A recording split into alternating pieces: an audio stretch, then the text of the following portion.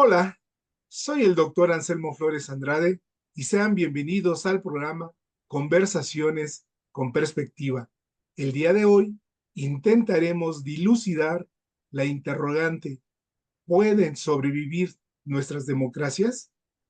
Para conversar sobre esa cuestión, tenemos como invitado al doctor Aníbal Pérez Liñán, quien es doctor en ciencias políticas por la Universidad de Notre Dame, Estados Unidos, y actualmente es profesor de ciencias políticas y asuntos globales, así como director del Instituto Kellogg de Estudios Internacionales de la Universidad de Notre Dame.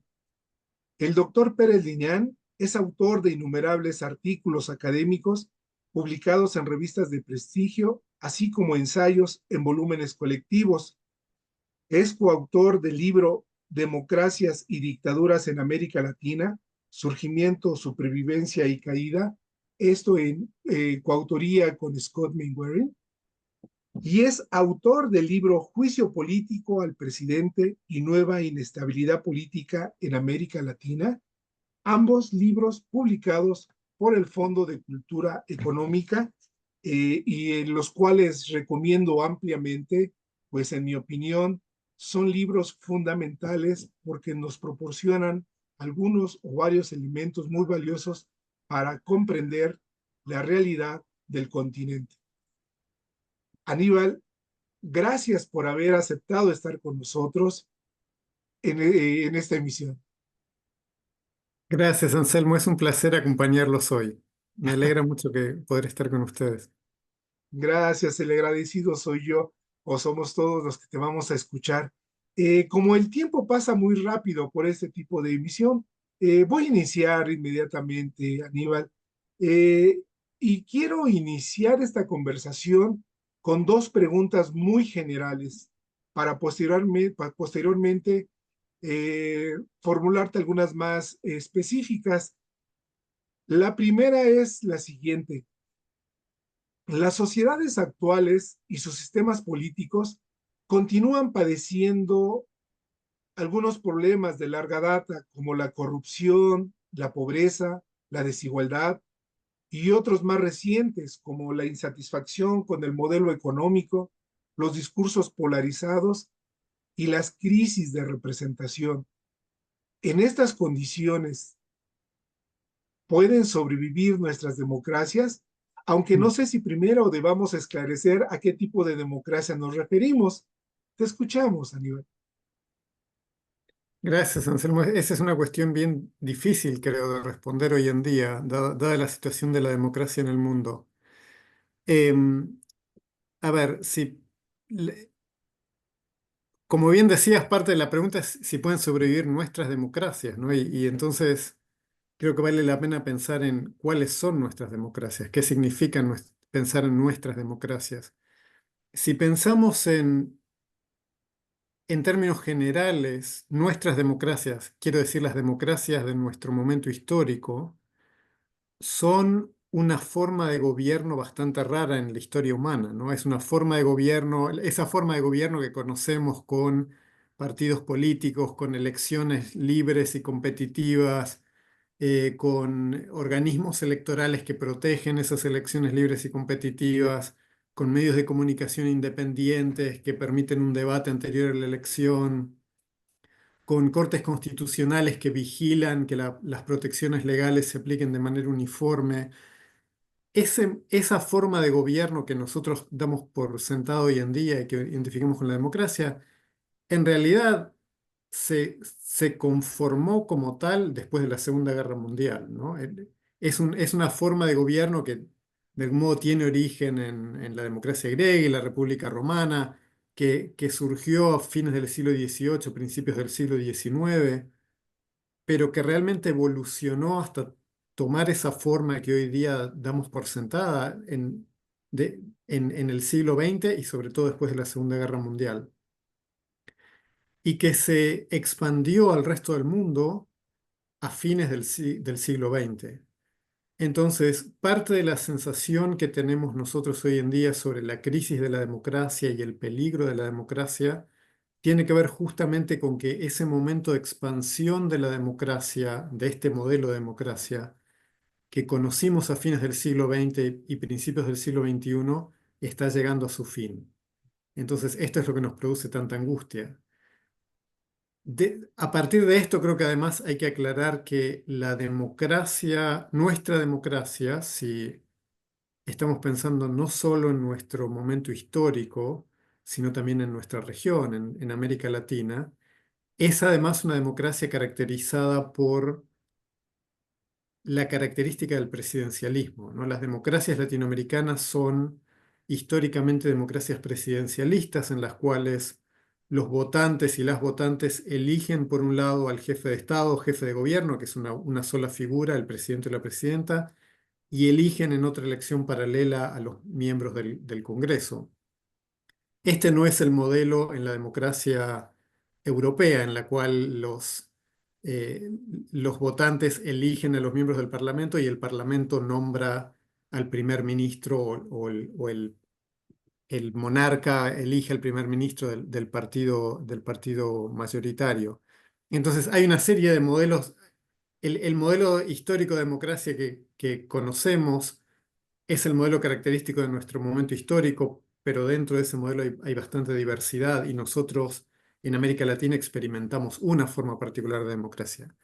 Si esta democracia puede sobrevivir o no, es una gran pregunta de nuestra época. Pero y podemos hablar mucho de eso, pero lo que quisiera destacar es que los grandes problemas que mencionaste, pobreza, desigualdad, em, problemas de desarrollo económico, los problemas de seguridad pública, que son problemas que afectan profundamente a nuestras democracias, son también problemas que afectan a las dictaduras históricamente, ¿no? No son problemas exclusivos de las democracias.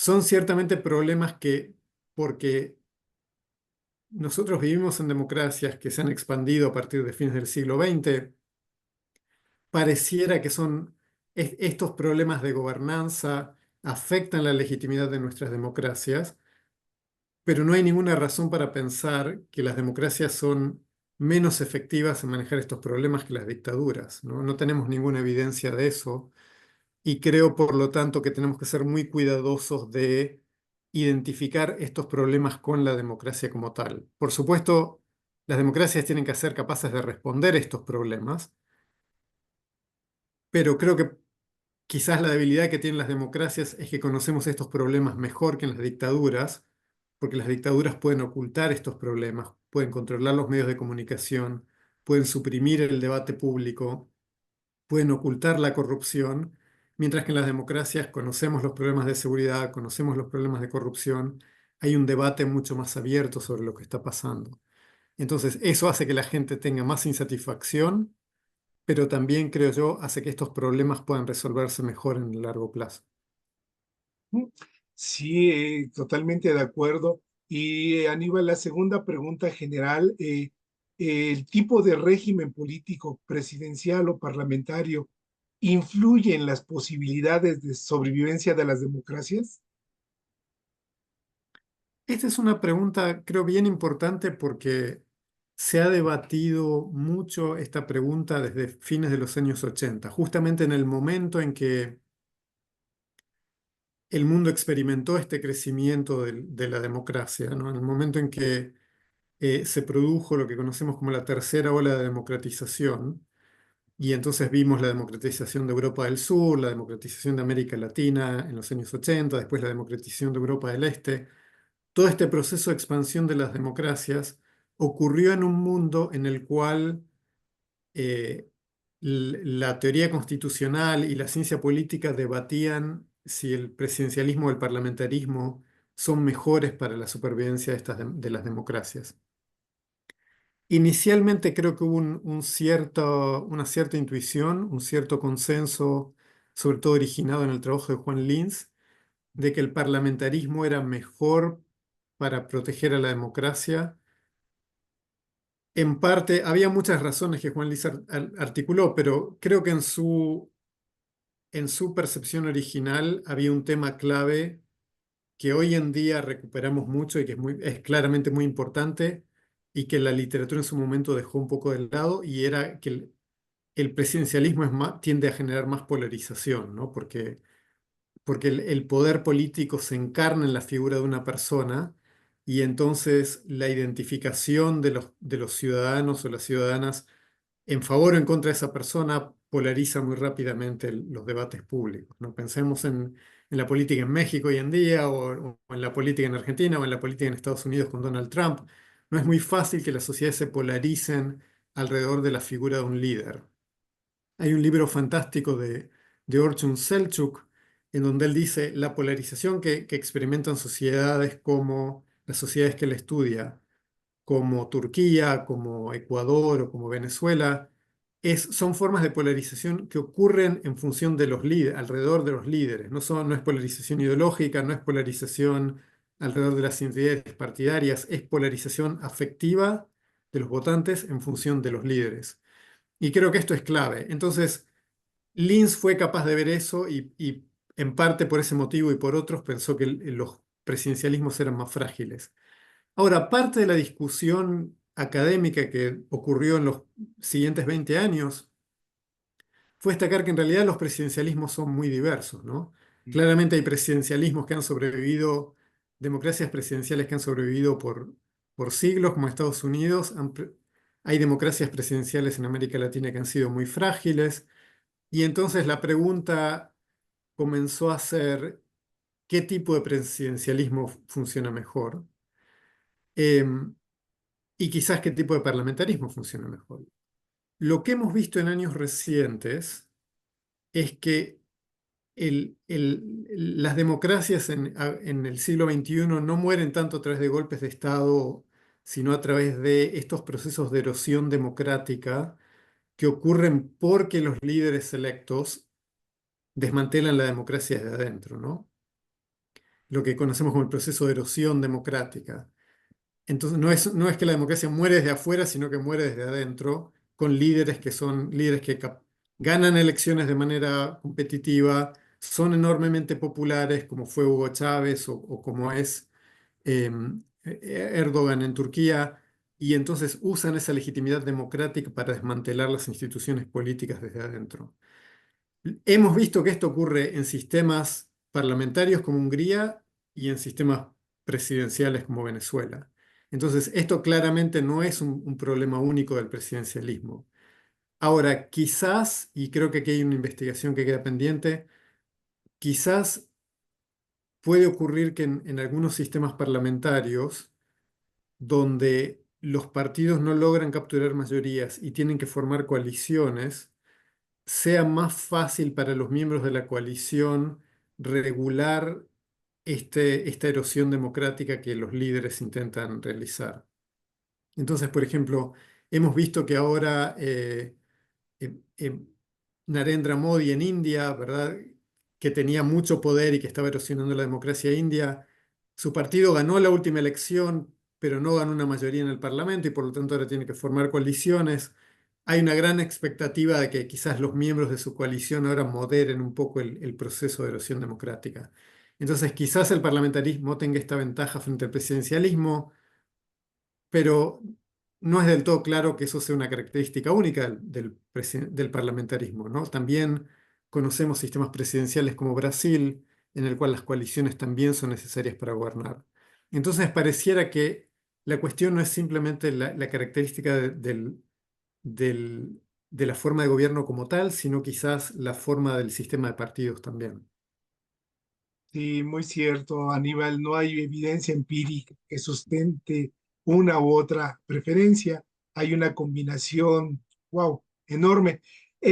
Aníbal, en el libro de Democracias y Dictaduras que escribiste junto con Scott McWherry, así como en una monografía de tu autoría con el título del tema de hoy, eh, has afirmado que la supervivencia de la democracia depende en buena medida de las normas y valores de los actores políticos.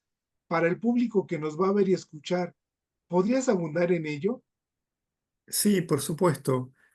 Y te agradezco la pregunta porque Me parece que esta es una idea, un argumento que para cualquier persona que no esté en la disciplina de la ciencia política, es un argumento bastante intuitivo y natural y casi obvio, ¿no? La democracia sobrevive porque hay líderes políticos y lideresas políticas que están comprometidos con los valores democráticos y que están dispuestos a pagar el costo que significa sostener la democracia. ¿Cuál es en qué consiste pagar el costo de sostener la democracia? Por ejemplo, significa aceptar la derrota cuando uno pierde una elección, ¿no? Este acto tan básico, tan fundamental de la vida democrática, que tomamos por sentado, es algo que en realidad no es tan obvio, ¿no? El instinto natural de los políticos que no quieren perder una elección es negar que perdieron la elección y movilizar a sus votantes a las calles, aunque esto produzca violencia. Lo hemos visto en México, lo hemos visto en Brasil, lo hemos visto en Estados Unidos. En América Latina, por supuesto, esto era un gran problema en el siglo XIX y cambió en buena medida a fines del siglo XX. Pero entonces es solamente cuando los líderes entienden que es importante proteger a la democracia como un valor en sí mismo y que hay un compromiso de todas las partes para proteger a la democracia, de manera tal que yo entiendo que si yo acepto la derrota en la elección, quien está asumiendo el gobierno también va a aceptar la derrota en la elección en la próxima vuelta si pierde la elección. Estos principios básicos de la vida democrática, estos compromisos básicos de la vida democrática, son lo que permite que la democracia sobreviva. Para cualquier persona en la calle esto es bastante obvio e intuitivo. Ahora, para la ciencia política no es tan obvio porque en general cuando pensamos en las condiciones que permiten el surgimiento de la democracia o permiten la sobrevivencia de las democracias, todas nuestras teorías tienden a ser grandes teorías que enfatizan variables externas a los políticos mismos, ¿no? Variables estructurales como las condiciones económicas, el nivel de desarrollo económico, el nivel de crecimiento, la desigualdad social, la estructura productiva del capitalismo o que enfatizan, por ejemplo, factores internacionales, ¿no? El alineamiento de las grandes potencias, los efectos de difusión de otros países. Entonces, buena parte de las teorías que se refieren a la democracia enfatizan estas variables, en parte porque son conceptualmente interesantes, pero en parte porque, creo yo, nos ahorran el problema analítico de enfrentar el hecho de que necesitamos de alguna manera conceptualizar, teorizar y medir el compromiso de las élites políticas con la democracia. Eso es algo que en cierto nivel es muy obvio que es importante, pero desde el punto de vista analítico es muy difícil de estudiar. Entonces ha sido más fácil para la ciencia política eludir ese problema, pero creo que hoy en día es absolutamente claro para cualquiera, en cualquier país del mundo, que sin un compromiso firme de los líderes con la democracia, es muy difícil que las democracias sobrevivan. Qué bien que comentas esto, Aníbal, porque tengo eh, una curiosidad. Tú corrígeme, por favor, si me equivoco, pero la mayoría de los investigaciones o análisis centran en esta erosión de las democracias en el presidente. Mi pregunta es la siguiente. eh, no quisiera usar la palabra qué responsabilidad, la cambio por qué rol juegan las élites, tanto económicas como políticas, en esta erosión de las democracias. Me parece que las élites tienen una función fundamental, porque, por supuesto, en estos procesos de erosión democrática que vemos, sin duda los votantes tienen, la ciudadanía tiene una gran responsabilidad también, ¿no? Porque vemos que hay candidatos poco comprometidos con la democracia, que son muy populares, son votados por la mayoría de la población, que mantienen una alta popularidad y que entonces utilizan esa popularidad para difundir información falsa, para capturar instituciones autónomas, para debilitar los derechos de la oposición, es decir, para desmantelar la democracia en pasos, ¿no? Y a pesar de eso mantiene su popularidad. Esa fue la historia de Hugo Chávez durante 15 años en Venezuela. Es potencialmente la historia de Donald Trump en los Estados Unidos, que sigue siendo un líder inmensamente popular. Es decir, más allá de la ideología de izquierda o de derecha, hemos visto este fenómeno repetirse. Y la característica más preocupante, de algún modo, es que los votantes respaldan estos líderes que son enormemente populares. Entonces, hay una responsabilidad, por supuesto, de los votantes, pero al final del día, quienes formulan esta oferta a los votantes, quienes toman la decisión de desmantelar la democracia para fortalecer su poder o sus negocios o sus beneficios, son los líderes políticos, ¿no? Los líderes políticos convencen a estas mayorías populares de que ellos son los verdaderos representantes del pueblo y que por lo tanto, es importante tomar estas medidas que en la práctica terminan por desmantelar los derechos de la oposición. Entonces, al final del día son las élites políticas quienes tienen la última responsabilidad por esta acción y las élites económicas y sociales, incluyendo, diría yo, los intelectuales, tienen una enorme responsabilidad también porque pueden enfrentar este proceso, denunciarlo, eh, o servir como aliados de estos procesos simplemente porque es conveniente, simplemente porque se benefician logrando negocios con el gobierno, en el caso de las élites económicas, o porque se benefician teniendo reconocimiento o cargos públicos en el caso de los intelectuales. Entonces creo que aquí siempre hay una responsabilidad de las élites sociales, económicas y culturales que pueden respaldar el proceso de erosión democrática o pueden denunciarlo. Y claro, lo estaba pensando, Aníbal, porque hay élites que se resisten a aceptar los, los cambios sociales que requiere un país y en ese sentido lo preguntaba. Y mencionaste el uso de esta información a través de las redes y en ese sentido, en tu opinión, Aníbal, ¿las redes sociales y la tecnología fortalecen o debilitan a la democracia? Es una pregunta muy buena y creo muy difícil de responder, porque es claro para mí las formas en las cuales las redes sociales crean un problema para la democracia, ¿no? Creo que hoy en día las conocemos bien. Las redes sociales han permitido a los políticos comunicarse directamente con el público sin tener ninguna mediación institucional. En el siglo XIX, los líderes necesitaban un partido político para comunicarse con el público y quizás necesitaban un periódico que fuera vocero de sus ideas, pero sin un partido, sin una infraestructura partidaria, era muy difícil comunicarse con el público. Por lo tanto, fue necesario crear los partidos políticos, que son la base de la democracia moderna. A comienzos del siglo XX, la radio permitió una forma de comunicación más directa con el público y entonces vimos el surgimiento de líderes populistas en América Latina, en Estados Unidos, en Europa, por supuesto. La Europa de la Segunda Guerra Mundial es una Europa de estos líderes que logran comunicarse con el público de una manera nueva a través de la radio primero, del cine después. Y en los años 70 tuvimos la televisión que permitió una nueva forma de comunicación mucho más breve, mucho más directa, mucho más centrada en la imagen y en el atractivo físico de la imagen de estos líderes, lo cual cambió la forma de comunicación política.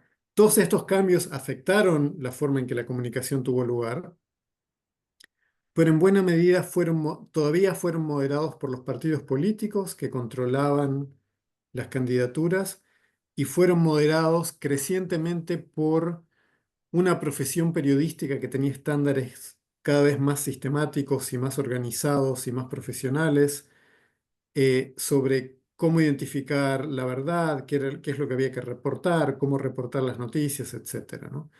Entonces, Creo que ese proceso culminó en el caso Watergate en Estados Unidos y esta idea de que el periodismo de algún modo filtraba y analizaba y verificaba la verdad de lo que los políticos decían. Y ese es de nuevo, en el momento en que la democracia comienza a expandirse en el mundo, se expande con este modelo de periodismo que constituye como el marco del discurso público. Las redes sociales acabaron con eso, ¿no? Porque en las redes sociales los políticos se comunican directamente con los votantes y en un mundo saturado de información, que es el mundo que crean las redes sociales, la única forma de destacarse, de diferenciarse y de captar la atención del electorado es diciendo algo que es completamente delirante, ¿no? Entonces, y a veces agresivo.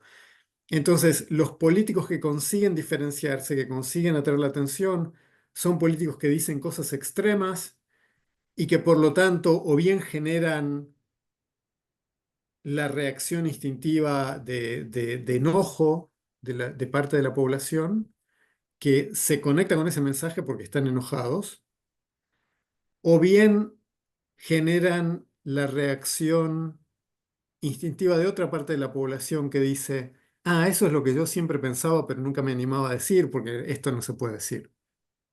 Entonces hay un mecanismo de representación perverso ahí que consigue movilizar como la peor parte de la gente y hay que estos políticos consiguen despertar el enojo de otra parte de la población. Y eso es lo que produce polarización, ¿no? Porque uno o se identifica con los políticos a favor o los odia. Los políticos moderados en las redes sociales no tienen ninguna atracción, porque si uno dice algo razonable y moderado, nadie va a retuitear eso o prestarle mucha atención, porque es como un discurso más del centro.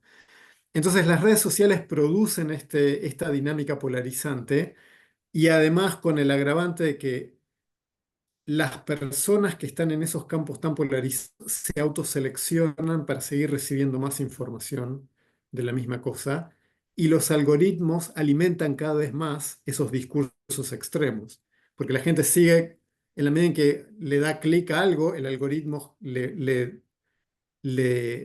em, le entrega más información o más discursos de la misma naturaleza, porque los algoritmos tratan de reproducir lo que la gente quiere oír.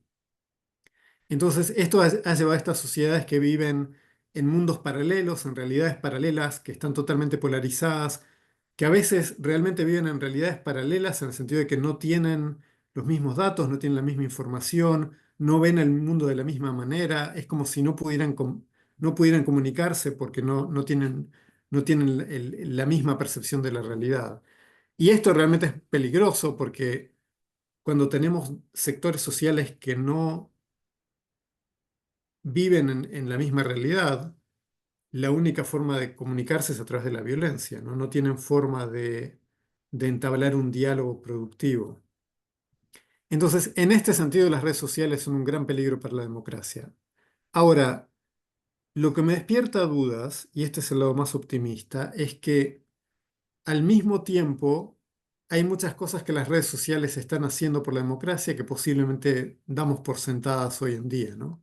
Las redes sociales permiten que las sociedades se movilicen en contra del autoritarismo. Las redes sociales permiten que hoy tengamos acceso a información que antes no teníamos.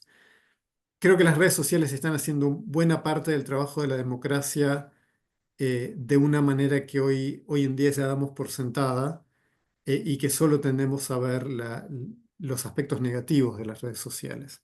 Entonces creo que parte del desafío para el futuro, para las democracias en el futuro, va a ser moderar estos aspectos negativos de las redes sociales sin perder esas ventajas que la tecnología nos da. Y sobre todo en contextos muy polarizantes como el que nos comentas, sí hay que es de pronóstico todavía no pues incierto. Y Aníbal, tú, en tu opinión, ¿qué elementos destacarías que han permitido que algunas democracias sobrevivan mientras que otras colapsen?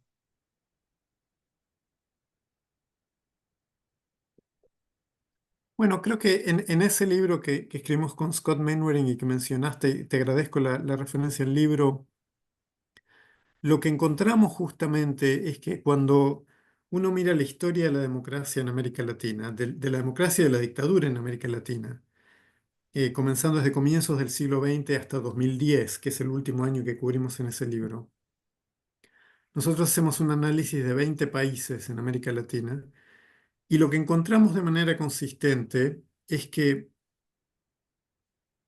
el factor fundamental para que la democracia sobreviva no es el rendimiento económico, no es el nivel de desarrollo de los países, no es el nivel de desigualdad social en la medida en que esto se puede medir.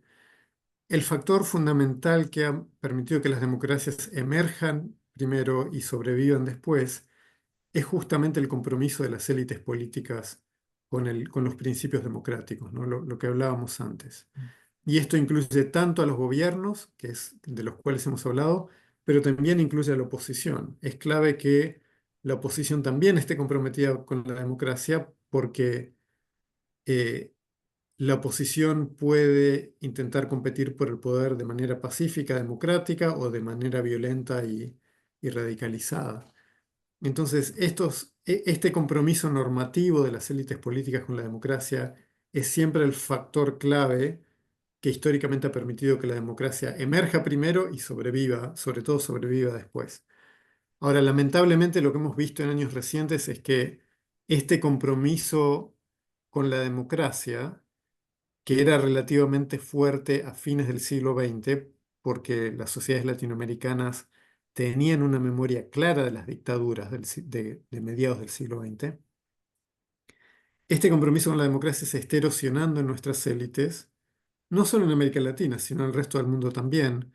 Pero lo que es más preocupante, los votantes están respaldando a estos políticos que no están comprometidos con la democracia.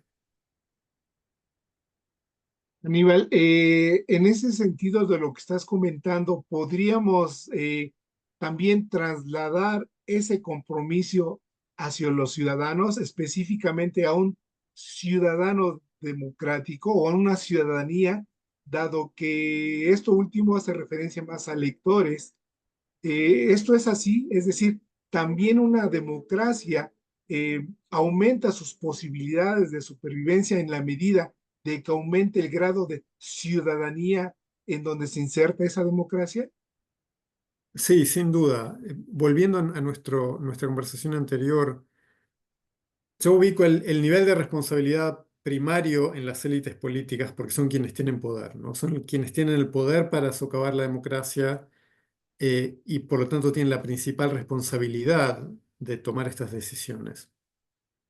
Pero la realidad es que, al menos al principio del proceso de erosión democrática, cuando todavía la opinión pública cuenta, cuando todavía hay elecciones competitivas, cuando todavía los políticos prestan atención a la opinión pública,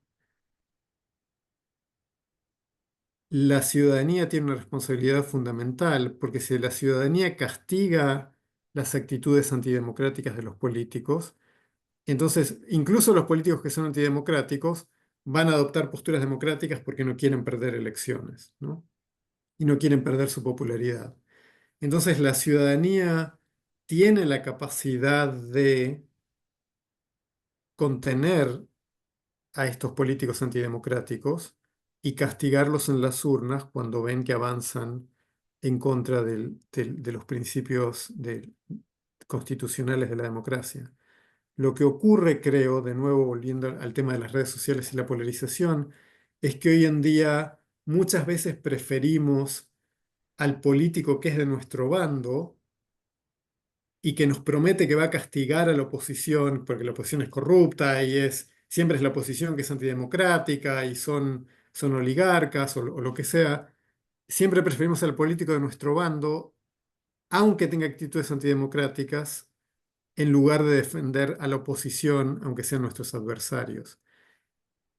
Y la cuestión clave, creo yo, es que las democracias solo sobreviven cuando estamos dispuestos a defender los derechos de nuestros adversarios. Si no estamos dispuestos a defender los derechos de nuestros adversarios, entonces el principio de universalidad que sostiene la lógica democrática se cae muy rápidamente.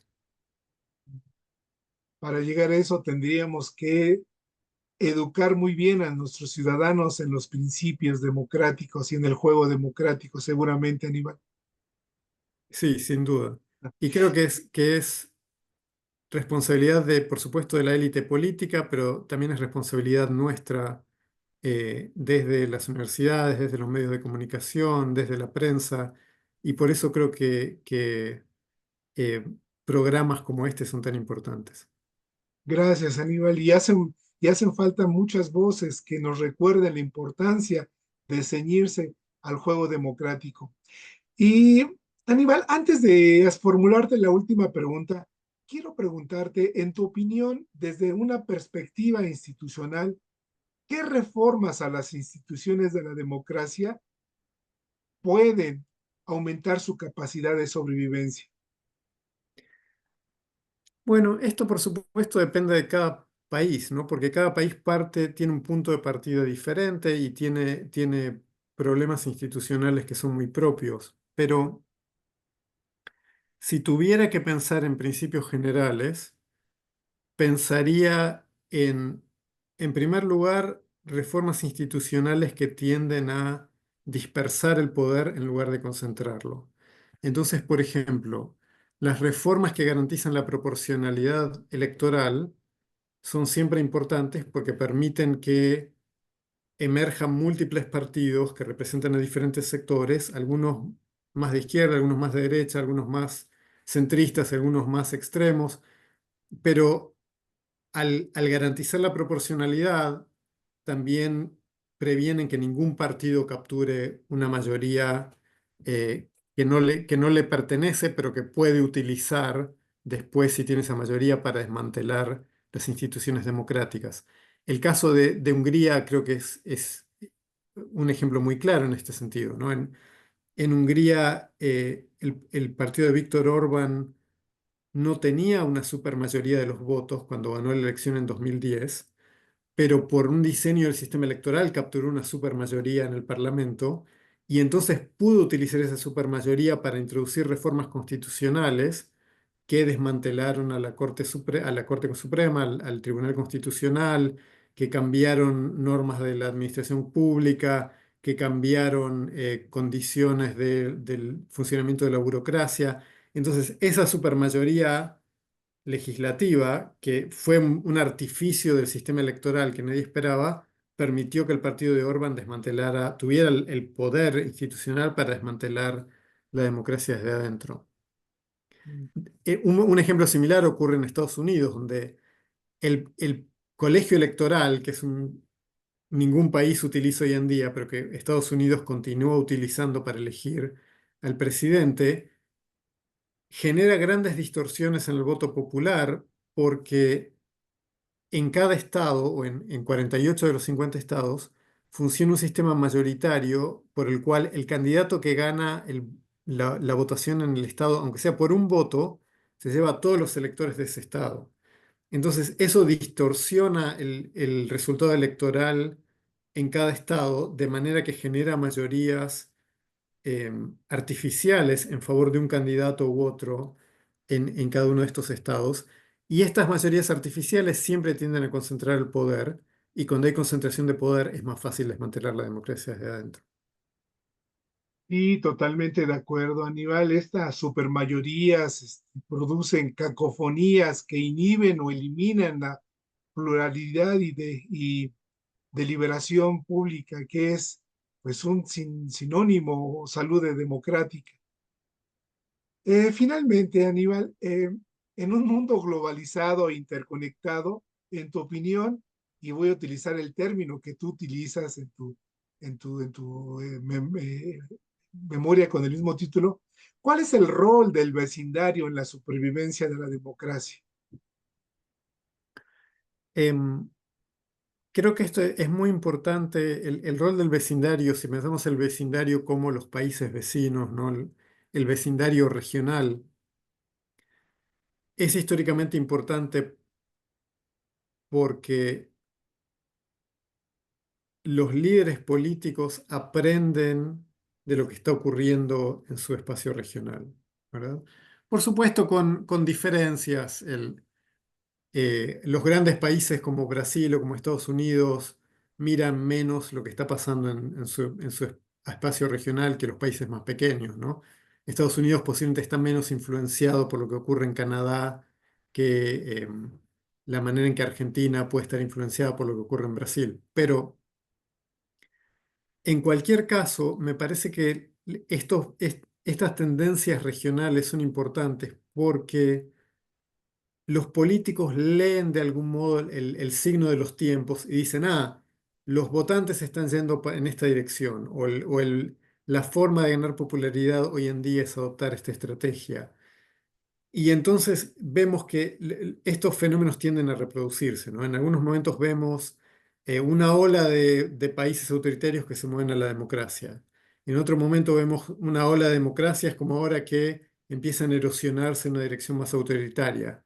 Hemos visto periodos a comienzos del siglo XX en el cual los gobiernos latinoamericanos parecían moverse hacia la izquierda. Hoy en día vemos una ola de gobiernos que parecen moverse hacia la derecha. Estas olas son muy difíciles de explicar si nos centramos en las condiciones políticas internas de cada país de manera individual, porque para que estas olas ocurrieran, todos los países tendrían que alinearse al mismo tiempo en términos de lo que está pasando internamente, ¿no? Entonces creo que a veces ocurren algunas de esas cosas. Hay como fenómenos que coinciden en diferentes países, pero creo que no podemos realmente explicar estas olas, estos fenómenos que se producen en olas históricas, si no pensamos en el contagio que estos países tienen entre sí. Y por supuesto, hoy en día este contagio se ha multiplicado con las redes sociales. Y totalmente de acuerdo. Y Aníbal, finalmente, abusando del tiempo del que dispones, y esto es para todo el público de América Latina que sigue este programa, ¿podrías darnos alguna reflexión, sobre todo para aquellos que están preocupados por los peligros que tiene la democracia actual? ¿Alguna reflexión que quieras compartir con nosotros en relación al tema que hoy nos convocó? Sí, creo que lo que estamos viendo en el mundo hoy en día es que hubo un momento histórico, de nuevo, a fines del siglo XX, en el cual, por diferentes motivos, eh, las democracias proliferaron en el mundo. Algunas de estas democracias tenían fundamentos sólidos y en términos del compromiso de sus élites con la democracia, y otras democracias no tenían fundamentos tan sólidos. Entonces, hemos visto que durante el siglo XXI, las élites comenzaron a descubrir la forma de utilizar estas nuevas herramientas de comunicación como las redes sociales para movilizar apoyo social, apoyo popular, ganar elecciones y después utilizar esa legitimidad electoral para desmantelar las democracias desde adentro. Este proceso de desmantelamiento de la democracia desde adentro es el gran desafío que vamos a enfrentar en el siglo XXI y es el gran desafío que tenemos que pensar, al que tenemos que pensar cómo responder. La buena noticia es que la respuesta fundamental a este desafío está de nuevo anclada en el compromiso político nuestro con los principios democráticos. Entonces, en la medida en que sostengamos este compromiso, en la medida en que difundamos este compromiso, en la medida en que convenzamos a nuestros amigos de que es más importante defender los principios democráticos que apoyar a nuestro partido en ciertas circunstancias, en la medida en que esto ocurre en algunos países, las democracias van a sobrevivir y se van a fortalecer. En los países en los cuales este compromiso se debilite y la gente confíe en los beneficios del corto plazo y de que su partido gane las elecciones en el corto plazo, en lugar de defender a la oposición como un principio democrático, en estos países creo que vamos a ver que las democracias se van a erosionar. En algunos casos se van a erosionar y se van a recuperar, como hemos visto en Ecuador o en Colombia o en Brasil. Y en otros casos se van a erosionar rápidamente y se van a erosionar Si la población insiste en respaldar estos líderes políticos por mucho tiempo, estas democracias se van a erosionar hasta un punto en el cual el autoritarismo está afirmado y es muy difícil de desarmar, como en el caso de Venezuela. Entonces creo que, de nuevo, los líderes políticos tienen la principal responsabilidad, pero está en nuestras manos organizarnos para impedir que estos procesos de erosión democrática avancen hasta un punto irrecuperable. Totalmente de acuerdo. Aníbal, solo me resta decir, fue un placer, soy el doctor Anselmo Flores Andrade y fue un placer haber conversado con el doctor Aníbal Pérez Liñán, profesor de Ciencias Políticas y Asuntos Globales de la Universidad de Notre Dame. Y una vez más, para aquellos que no han tenido la oportunidad de leer estos libros, son ampliamente recomendables. Y para aquellos que ya lo conocen, espero que coincidan conmigo y que ambos libros tienen el olor de los clásicos. Gracias, Aníbal, y hasta la próxima emisión. Muchas gracias por invitarme.